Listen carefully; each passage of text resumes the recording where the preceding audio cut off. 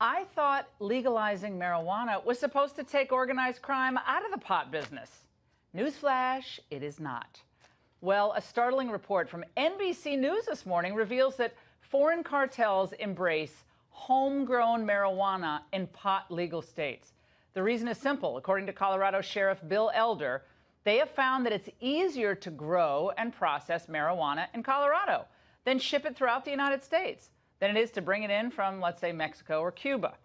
Federal officials say that Chinese, Cuban, and Mexican drug rings have purchased or rented hundreds of homes in California, Colorado, and Washington, where lax pot laws provide cover for cartels. So is it time to admit that legalized pot in the whole experiment has failed?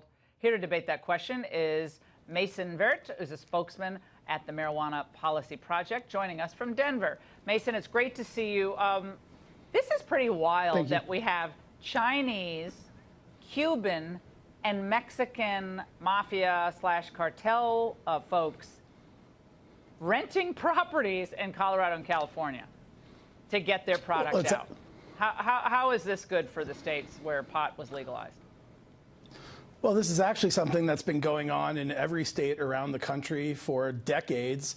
And now in states like Colorado and Washington and California, what we're seeing is that the demand amongst the population in those states is being met by a new legal market where the product is being controlled, it's being grown and sold by licensed businesses. And because there's still that demand in these other states that are not controlling marijuana, people are still producing it and then sending it out there. Mason, they're able to undercut the expensive. I've browsed in some of those stores in Colorado, the infused, lavender infused edibles, all this stuff. This stuff's expensive.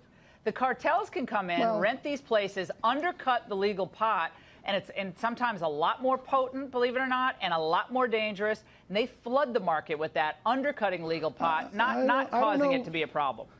I don't know where you're shopping for marijuana, but if you've ever been to a marijuana store in Colorado, but you're talking about the prices, and the fact is that you can buy marijuana for the same or lower of a rate than you could on the street. No one is going out and calling around to illegal drug dealers or trying to meet on the street corner. I mean, imagine if alcohol was being sold illegally. I mean, yeah, all right, I get your point. All right, let's hear what Colorado law enforcement, who are actually on the front lines here, what they're saying about this wonderful legalization experiment.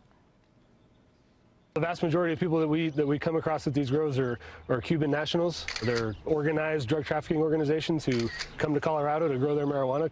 Colombia is to cocaine as Colorado is to marijuana. And do you think that the state is turning a blind eye to this? I think they are absolutely turning a blind eye to this. Experiment has failed. And I urge any state that is thinking about legalizing marijuana to learn by our mistakes. Don't let this happen in other states.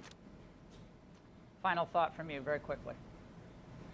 Well, there's a reason why Mexican cartels and Chinese drug rings are not renting out houses in the suburbs to distill whiskey and bootleg it around the country. It's because it's a regulated product. That's why Donald Trump supports letting states establish their own policies and was working with Congress to pass a law to do that.